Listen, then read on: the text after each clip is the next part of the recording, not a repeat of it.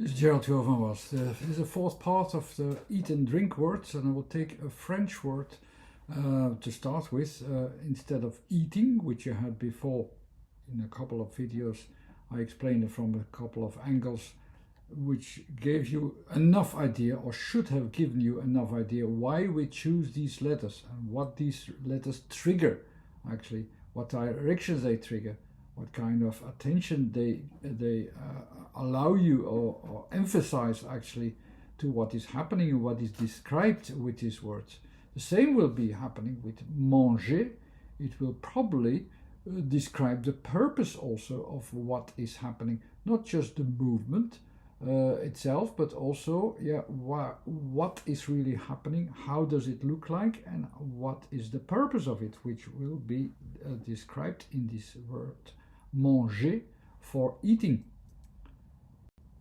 So it's a French, and let's have the puzzle as well. So you can also learn to understand the letter combinations by translating it into puzzle pieces that are combined. They have positions. There are certain rules that you have to follow to make them combine. But basically they have always the same kinds of features because they are based upon the recognition of certain places, of certain directions, and so on. First 9 letters are about placements in points, in 1, 2, or 3 points, with certainties or uncertainties involved as well. The second category is about directions from space within a time frame or within the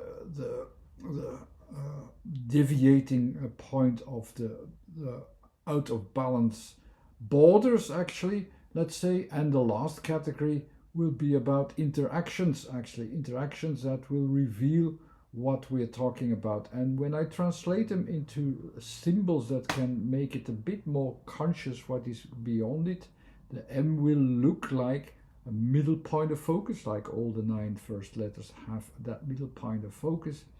And the extension into 2 directions, which gives you also a feeling that there's an extension in the material sense. I will put it a bit bigger. So when I put it a bit bigger, it will be more clear. So here's the M, which is the kind of focus which M is about. You see and you sense also what is extending. You sense it, it's still within one focus, but there is something going on there. A, it's written as A, so I will have it as A, will be that point. The N will be about directions from space, and it lifts it up into a time frame. That's why the green arrow is there. The je it brings it towards a different context from space in an interaction. It has a sense of, oh no, there is a bigger thing behind it, a bigger formula, a bigger context, and so on. That's the kind of idea you always have on that point. I don't going to explain how we come to these points, but just accept the symbols for this point as long as you understand what they express, they will make sense. The A is then about the direction itself, giving it direction, giving it a timing. It's about timing, it's about changes. That's the kind of focus. And the R is the connecting to and connecting from idea, so that you have more an idea, okay, what do we have here as a definition, so that we can use it as a definition. So let's describe it a bit better. So M is at that point in my scheme at the end of the first category of focus, the focus in space upon materializing elements that we can focus upon as points in space. So into 3 points, it gives us a sense as if something is materializing it to its full form, it's expanding its physical results. That's the kind of idea that you have behind it. I'm not even associating the word itself. The letter A is about starting points, about a starting point of focus, and that's also a starting point of focus in space. The strangest thing is with this French, it's pronounced differently. It's pronounced something like on. I'm not 100% sure what's the best option to associate it with. We hear the sound o and we hear the sound n. So I can translate it if the o and n are involved, that it is about that our attention goes to these aspects, that this attention goes to the aspect of, oh, here is also somewhere at some point there will be a time process involved, or that can be involved at any time, and it will also become useful at a certain point. That's what we can associate from there. That's the context. It gives it an extra context, and that's why I changed the color into red, because it gives an extra attention. Okay, this is a potential word. It's not just an action which is there all the time. We can potentially access it and use it at any point in time, just like anything from the third category has also this idea of this extra context that we have here is also given extra context, and that's the way how we treat context as well. The letter N is from the second category is about directions, so it says let's use it somewhere. We can use it somewhere. We can use what has been defined before, and we will be able to schedule that into a time frame. The first three letters are about let's start from space in a vertical sense. Let's lift something up from space and bring it into the time frame, so we can schedule it, we can plan it, whenever we want to have an activity with this word. And what's the plan then? What's the purpose of this plan is described already in the next word. The N is combined with the G. You can hear it melt a little bit into each other, but the G as a letter is associated with a reflection towards anything that has a bigger purpose, bigger context, and that can be that is always the viewpoint from space or physically as well.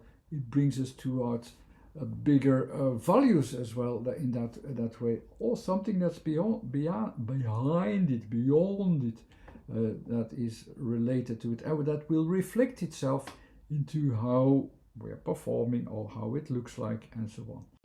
The E is a reference always to the time process, towards the changing itself. And R is the connecting to it. So we end with a conclusion. Let's connect to it. Let's have this. We have already a definition. Let's make this as a connection, as a way to connect it, as a way to adapt to the conditions, so that we can continue to do this or repeat this action or repeat it even any time.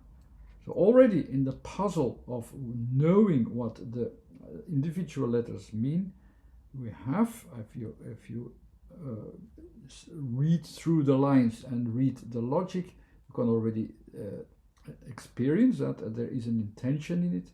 This intention to eat, this intention to manger, pour manger, to eat, is there. So why should we eat? We also will use it, yeah, because we need it. It's for a bigger purpose. We will do something with it within our body. It's not written there, but it's the action, and also the trigger to go to this action reveals itself that we feel that there is this purpose to do so, and that's a good thing to do so. The act of eating actually is expressed in this. That's one of the ways to see it. And the way I would have the tendency to say, okay, that's enough for now. You can try another method as well and even reveal much more of this word. But since this is a new method, I better provide another angle to this situation as well. So let's have the same letters, but to reflect them onto our scheme of persons. And what is this scheme of persons? There you have a division between the space before you into one focus, the 9 first letters, the vision into 2 focuses, so from me to you or into all the actions that require movement, that have attention to changes, where you hear or see changes here in the letters, or in the sounds, or and so on. They have associations that these letters are about changes and so on, and we follow up the changes. Or is it about the last category? We will have these letters into our starting points there and make the letters combine. When you start doing that within this scheme, it will not always be easy, because you have the tendency to have too much the fixed points, and then you don't know how fixed points that have a completely different order. In a word, it can happen that they don't mix very well. That's a practice that you need for it. Also, I have to become more practically that, but I will succeed, I think, from now onwards to do that well. So let's do manger, have them in the right positions, and then still focus upon the combination in the right order of them. So the M and the A are the first letters. So the A is that point where I will choose or pick up a point of reference where I will start from, and the M is about the outer extension of space as well, the outer extension of what I can do with space, but also what I can do with the physicality of it. And if you translate them together from M to A, it gives you a feeling where that space itself goes to its maximum. And if we focus upon a physical object, also that physicality, or all of its effects, or all of what we see there, we will also associate it that we see it to the max. Then the next letter is the letter N. That goes and starts from space, which makes it easy for us. And it is actually saying, let's use that material then, or extension of space. In another context we could use that as well, but let's see let's associate it with material as well, with the focus upon material, or upon a materialization process then as a focus. Let's use that focus of material, let's say, for a process in time. That's literally what the theory says about the letter N. Where does it go to? It will go to the letter G. The letter G reflects itself towards the bigger context, towards some bigger context. It's or a bigger process as well, which is beyond it, beyond your own vision. All the last 9 letters are always for a part beyond our vision, at least in the full context that there is, the full possibilities that there is. Even in the if I would associate the 9 dimensions that are behind it, you will come to like the endless possibilities of reflections that you can have there. In this case, will be limited to the reflections only on what you are able to get from that kind of from that point onwards. So it's reflected to bigger context or bigger context beyond your one's vision, as I have described it here. Manger,